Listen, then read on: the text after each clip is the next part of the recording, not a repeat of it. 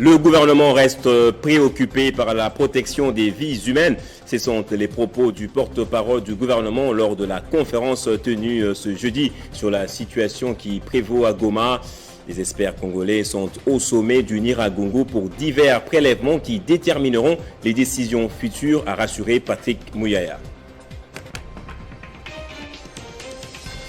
Mais sur place à Saké, par exemple, où la population qui quitte Goma arrive en masse, la situation humanitaire est tout autre. Selon notre correspondant sur place, aucun site n'a été prévu pour accueillir le flux migratoire de ce jeudi.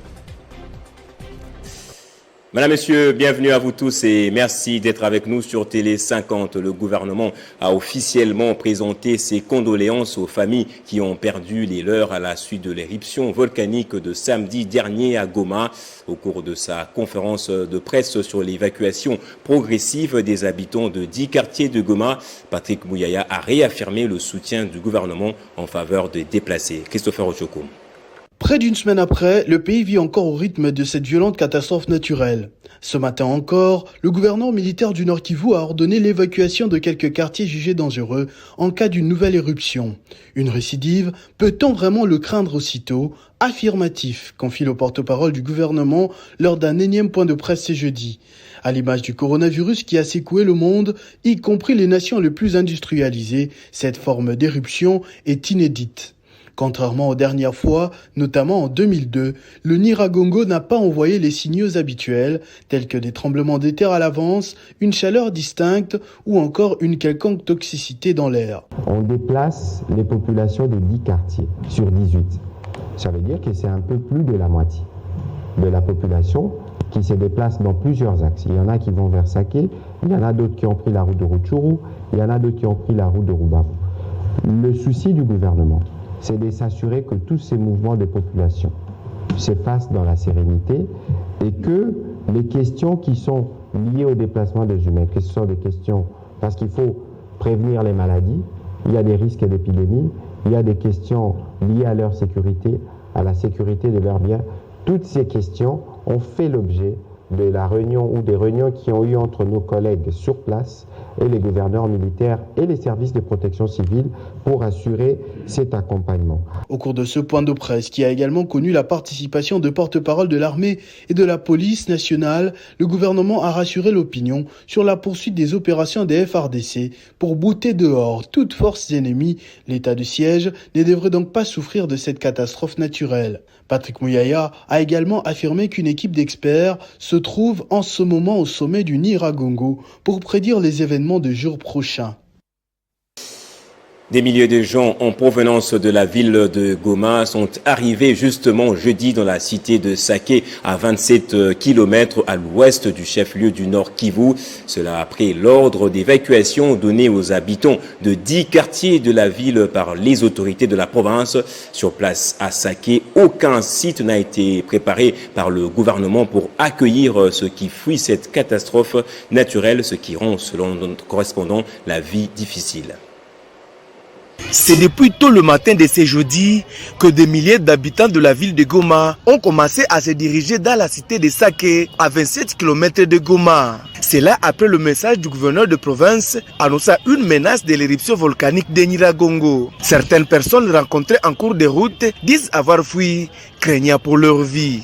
Nous allons à une destination inconnue, mais l'essentiel c'est de quitter la ville qui est vulnérable à la coulée de la lave. Sur place à Saké, c'est les sauve qui peut. Le gouvernement n'a pas préparé un site pouvant accueillir tous ceux qui fuient le volcan. C'est que déplorent ces jeunes. Déjà que l'OVG ne nous a pas donné des informations à temps, peu fiables, du gouvernement provincial, et la population n'a qu'à se prendre en charge. C'est ce qui s'est fait exactement, bien que le gouverneur militaire a lancé des multiples appels ou bien un message demandant à la population d'évacuer et d'aller vers Saké. Mais il y a certaines gens qui ont décidé, qui ont prétendu de partir pour Bukavu. Bon, malheureusement, on est en train de constater qu'il n'y a pas vraiment de site qui pouvait bien accueillir les gens. Moi, je sens que c'est comme si on nous a dit de sortir sans pourtant préparer où est-ce qu'on va arriver. Et cela, ça pousse la population à beaucoup de dangers. Ils ne sont pas venus ici avec des choses à boire, ni à manger, ni où loger. Et très bientôt, là, il y aura la pluie, il y a des enfants, il y a des mamans, il y a des femmes enceintes. Je crois qu'à un certain niveau, ils ne sont pas bien encadrés. Notons que la vie risque d'être difficile ici à Saké et cette cité risque d'être débordée vu que c'est presque la moitié de la ville de Goma qui a pris cette direction. Et si c'est leur première rencontre physique, ce n'est pourtant pas la première fois que les deux personnalités échangent.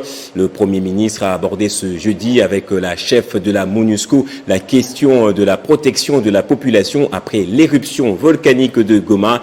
La mission des Nations Unies est très active depuis le début de cette catastrophe à travers notamment des vols de reconnaissance et l'évacuation de certaines personnes. Samalou Kondé et Bintou Keïta se sont penchés sur la prise en charge de la situation d'urgence créée par l'éruption volcanique à Goma. Une situation qui doit être gérée de manière consensuelle par le gouvernement de la République et le système des Nations Unies, selon la chef de la MONUSCO. Là, c'était essentiellement basé sur la prise en charge d'une façon collaborative entre le système des Nations Unies et l'autorité gouvernementale ici à Kinshasa, mais aussi à Goma pour la situation d'urgence créée par l'éruption volcanique. Et dans ce contexte, de réitérer le soutien de la famille du système des Nations Unies à la population à Goma et aussi de clarifier sur les demandes qui ont été faites au niveau de Goma tous les accompagnements que pourra effectuer le système des Nations Unies du côté de la MONUSCO, mais aussi du côté des agences fonds et programmes et notamment de la partie humanitaire de la famille des Nations Unies. Ce jeudi 27 mai, le Premier ministre a reçu tour à tour les ambassadeurs de la République populaire démocratique de Corée, de la délégation de l'Union européenne et celui des Suède. Avec les Coréens Kim Myung-sik, il a été question de renforcer les relations bilatérales et de coopération entre Pyongyang et Kinshasa. Avec le chef de la délégation de l'Union européenne, Jean-Marc Chataignier, il a été question des actions d'assistance prioritaires réalisées à Goma en faveur des populations congolaises locales. Quant au diplomate suédois Henrik Rasbron, il a annoncé que son pays va doubler son assistance de 40 à 80 millions de dollars l'année prochaine. Et face à ce drame qui prend des proportions de plus en plus inquiétantes, le parti politique Éveil de conscience patriotique n'est pas resté indifférent. Dans un message de soutien et de compassion, le CT appelle à la solidarité tous azimuts. On écoute Félix Momat au micro de Arlette Boutella. Le parti politique Éveil de la conscience pour le travail et le développement, ECT en sigle, a suivi avec grande stupéfaction les dégâts humains et matériels causés par l'éruption volcanique du Nyiragongo, dont la lave et les tremblements de terre ont non seulement dévasté plusieurs habitations et endeuillé de nombreuses familles, mais surtout provoqué le déplacement forcé des milliers de personnes. Aussi, au nom de son président national, l'honorable Boniface Balamagé Nkolo, présentement à Goma, au plus près de la souffrance de nos compatriotes affectés, le parti politique ECT tient-il à exprimer toute sa solidarité et sa compassion à l'endroit des autorités provinciales du Nord Kivu et de la population de Goma, victime de cette énième catastrophe naturelle qui vient ici exacerber la souffrance d'un peuple déjà meurtri par des situations d'insécurité récurrentes. Le parti politique ECT invite tous les Congolais et toutes les Congolaises à un sursaut patriotique et appelle à une solidarité tous azimuts, tant au niveau national qu'international, en faveur de cette population qui a trop souffert. Dans un élan de compassion républicaine, le parti politique ECT s'engage à accompagner toute action visant à soulager, tant soit peu, la souffrance générée par cette calamité auprès de nos compatriotes de cette partie de la République. On change de sujet à présent. Contrôle parlementaire, le député national André Léon Toumba a adressé 2 questions orales et écrites au directeur général de la Société nationale d'électricité et à la ministre des Mines. Le DG de la SNEL doit s'expliquer sur la qualité du service rendu ces derniers temps à la population congolaise. Pourquoi avons-nous des coupures intempestives du courant électrique ? Pourquoi les Congolais en général et les Kinois en particulier doivent vivre 1, 2, voire 3, 4 semaines sans courant électrique? Voilà la problématique à laquelle devrait répondre le directeur général de la SNEL à la question orale avec débat du député national André Léon Toumba, qui est venu la déposer au service courrier de l'Assemblée nationale en ce jour. Le service qu'on nous fournit par la SNEL laisse à désirer. Alors c'est la raison pour laquelle j'ai considéré que la représentation nationale, sinon le pays tout entier, se doit de savoir ce qui se passe. Pourquoi nous avons des coupures à tout moment? Pourquoi est-ce qu'il peut y avoir 2, 3 jours? Il y a même des quartiers dans ce pays qui n'ont pas d'électricité. Pourtant le courant passe par là. Du DG de la SNEL qui doit devoir nous répondre à l'Assemblée nationale pour que la représentation nationale puisse savoir ce qu'il en est. La seconde question est écrite, adressée cette fois-ci à la ministre des Mines qui devra éclairer l'opinion sur les dossiers d'Anne Gettler, notamment autour des contrats léonins qui risquent de faire perdre à l'État congolais 3,7 milliards de dollars américains. L'élu d'Emiabi espère une suite favorable à toutes ces démarches. Et le ministre des Transports, Voies de Communication et de Désenclavement, Chérubin Okende, a lors de son passage à la Metelsat, Agence nationale de la météorologie et de télédétection par satellite, conscientisé ses agents et cadres sur le professionnalisme après avoir fait un constat déplorable sur la vétusté des outils de travail. À son arrivée dans les installations de l'Agence nationale de météorologie et de télédétection par satellite Metelsat, le ministre de Transport, Voies de Communication et des Désenclavements, Chérubin Okende Senga, a fait un constat amer au regard des éléments lui présentés par les dirigeants de cette agence. La Metelsat manque même des thermomètres coûtant 20 dollars américains la pièce. C'est depuis 10 ans que les responsables de différents comités de gestion passés à la tête de ce service n'arrivaient pas à acheter ces outils de travail. Le ministre n'en revient pas. Se dit, on aime Metelsat, l'État doit faire confiance à votre gestion. 10 ans, 20 dollars. Vous voulez que je vous donne 20 dollars, ça fera combien? 5, ça fait combien pour combler? 100 dollars. Les techniciens de la boîte. Bon, je voudrais voir, la semaine prochaine, je viens ici. La Metelsat ressemble à un gâteau exposé sur la place publique. Tout le monde vient prendre sa part. Son site, qui mesurait jadis 67 hectares, a aujourd'hui perdu plus de la moitié de sa superficie à cause des multiples spoliations. À l'issue de sa ronde, Chérubin Okende a compris la situation. Il faut aider l'État à aller de l'avant. Il ne faut pas attendre que des choses élémentaires viennent du chef de l'État ou du Premier ministre ou du ministre. Donc au niveau local, on doit prendre des responsabilités pour que le pays puisse aller de l'avant. Matériel sous-utilisé, personnel démotivé, sites spoliés, ce service de l'État est à ce jour visiblement en état de mort clinique. Et série d'activités au sein du ministère de l'économie nationale. Jean-Marie Kalumba Yuma a reçu les responsables des compagnies d'aviation dans son cabinet de travail le mercredi dernier. Au menu des discussions, la réduction du prix des billets d'avion domestiques. Dans la même journée, les inspecteurs économiques ont effectué une descente surprise dans les sociétés des importateurs des produits surgelés pour vérifier les prix appliqués par ces derniers. Pendant plus de 5 heures, le ministre de l'économie nationale, Jean-Marie Kalumba, et les responsables des compagnies d'aviation ont eu des discussions enrichissantes qui devraient être sanctionnées par un arrêté fixant les nouveaux tarifs des billets d'avion des vols domestiques afin de rationaliser les prélèvements fiscaux et parafiscaux dans la nouvelle grille tarifaire. Nous venons de signer un PV. Si vous étiez au Vatican, je crois que c'est une fumée blanche. Chaque parti a mis de l'eau dans son vin et le résultat est là. Je ne suis pas déçue, au contraire, je suis plutôt encouragée de voir qu'on a obtenu des promesses pour nous aider à pouvoir améliorer notre prix et mieux servir les passagers à travers de la République, dans les coins même les plus éloignés. Entre-temps, les inspecteurs économiques, sur instruction du ministre Jean-Marie Kalumba, sont en mission de contrôle dans les sociétés, entrepôts, chambres froides des importateurs des produits surgelés afin de vérifier si les prix appliqués sont ceux qui ont été édictés par l'autorité. Mais hélas, le constat sur terrain est très amer.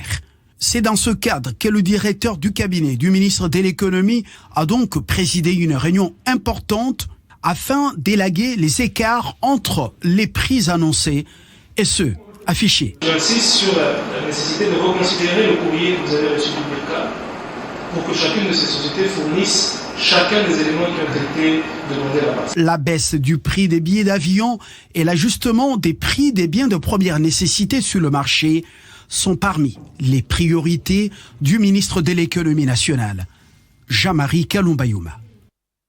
Et justement, à ce sujet, toujours le prix de billets d'avion Kinshasa-Kisangani va connaître un rabais de 340 à 192 dollars américains et celui de Kinshasa-Kindu 185 dollars au lieu de 300 dollars américains. Ouverture à Kinshasa ce jeudi de la 4e journée scientifique sur le paludisme organisée par le programme national de lutte contre le paludisme en appui avec les partenaires dont Saint-Rue. Ces journées permettent aux scientifiques d'exposer les résultats de leurs recherches tout au long de l'année afin de voir comment réduire les risques d'attraper la maladie. Pour cette année, le thème retenu est le paludisme à l'ère des maladies émergentes et réémergentes. Arlette Boutella. La cérémonie a rehaussé de la présence de la vice-ministre de la Santé, des différents partenaires au PNLP, dont Saint-Rue RDC, l'OMS, qui sont venus participer physiquement pour certains et d'autres qui le feront par visioconférence. Ces deux affections présentent les mêmes symptômes. La Covid en compte 3 de plus, dont la toux sèche, les éternuements ainsi que la perte de l'odorat et du goût. 2 jours d'échange sur la maladie, le paludisme, qui continue à se positionner comme la première cause de morbidité et de mortalité particulièrement chez les enfants de moins de 5 ans et les femmes enceintes et qui peut entraîner des complications graves. Pour l'année 2019, la maladie a été confrontée à une autre maladie qui n'a pas laissé indifférent le comportement des populations. On parle de la Covid-19. Nous avons voulu faire une étude opérationnelle pour savoir quel a été l'impact des Covid sur la prise en charge ou la demande des soins de paludisme. Nous avons constaté qu'en général, les gens ont légèrement baissé la fréquentation des structures de santé en période de Covid, probablement parce qu'ils avaient peur d'être taxés de Covid et d'être internés ou d'être isolés. On a constaté aussi que les gens ne prenaient plus les médicaments recommandés par le PNLP et commençaient à prendre des produits qui n'étaient pas recommandés par le PNLP en matière de lutte contre le paludisme. Notamment, je peux citer la chloroquine. Les gens commençaient à s'automédiquer en chloroquine alors que la chloroquine ne fait pas partie des produits recommandés par le PNLP pour la prise en charge du paludisme. Pour cette première journée, d'autres thèmes ont été exploités, dont le paludisme, malnutrition et anémie chez les enfants de 0 à 5 ans, les comorbidités liées au paludisme. La clôture de ces échanges interviendra ce vendredi.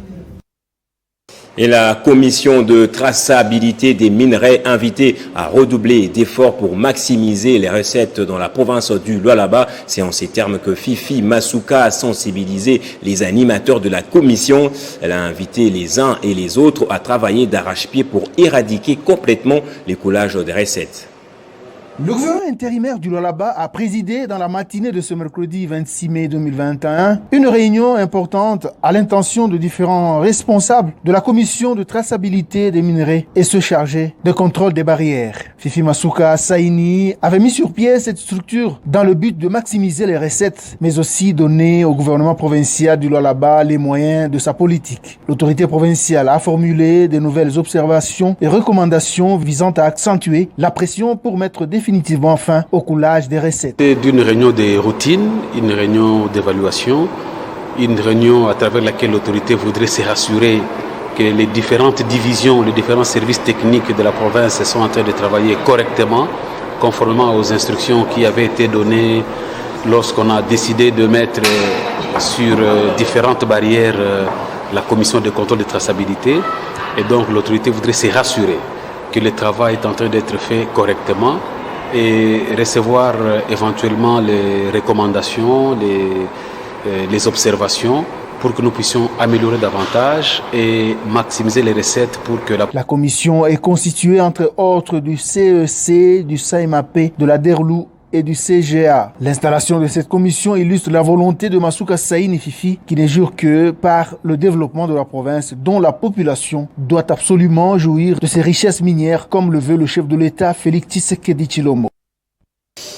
Le Fonds de renforcement de capacité des activités des femmes FORAF a clôturé la session de formation organisée en faveur de 50 femmes maraîchères. La fin de cette formation a été ponctuée par la remise des fonds devant constituer le capital initial de commerce. Crispin Chibasso. Autonomisation de la femme congolaise. Les FORAP se distinguent dans cet exercice. Cette structure s'est dotée des moyens de pouvoir fournir des efforts pour la mobilisation des ressources devant favoriser l'auto-prise en charge de la femme. Et à l'occasion de cette cérémonie qui s'est déroulée ici à Kinshasa, dans la capitale congolaise, dans la commune de Limete, les femmes du FOREF ont eu à bénéficier des kits composés de plusieurs biens et matériels qui devront constituer une capitale initiale pour le démarrage d'une activité lucrative. Député national de son État, l'honorable Marie-Angelo Kanamoufonkol, PCA du FORAF, était présent pour honorer les femmes. FORAF, qui est le Fonds de renforcement des capacités des activités de femmes, qui a reçu un appui en kit solaire pour appuyer les femmes, qui sont les femmes qui vont commencer à vendre des kits solaires. Là, c'est pour encourager aussi l'environnement propre, pour éviter que les gens puissent utiliser des lampes dans des quartiers où il n'y a pas assez d'électricité. Patronnée par le ministre du Genre, cette cérémonie a démontré la volonté de ce ministère de mettre en place des mécanismes pour un encadrement efficient des femmes dans le but de leur permettre d'avancer dans leurs activités. Place au rappel de titres à présent. Le gouvernement reste préoccupé par la protection des vies humaines. Ce sont les propos du porte-parole du gouvernement lors de la conférence de presse tenue ce jeudi sur la situation qui prévaut à Goma. Les experts congolais sont au sommet du Nyiragongo pour divers prélèvements qui détermineront les décisions futures, a rassuré Patrick Mouyaya. Mais sur place à Saké, par exemple, où la population qui quitte Goma arrive en masse, la situation humanitaire est tout autre. Selon notre correspondant, aucun site n'a été prévu pour accueillir les flux migratoires de ce jeudi. Fin de ce journal, merci à vous tous de l'avoir suivi. Un grand merci aussi à toute l'équipe technique. Je vois notamment Dédé Sansoa, Arnaud Fataki, Djibril Mbala, Saint-Béni, Francine Bombo et surtout Carly Mabiala.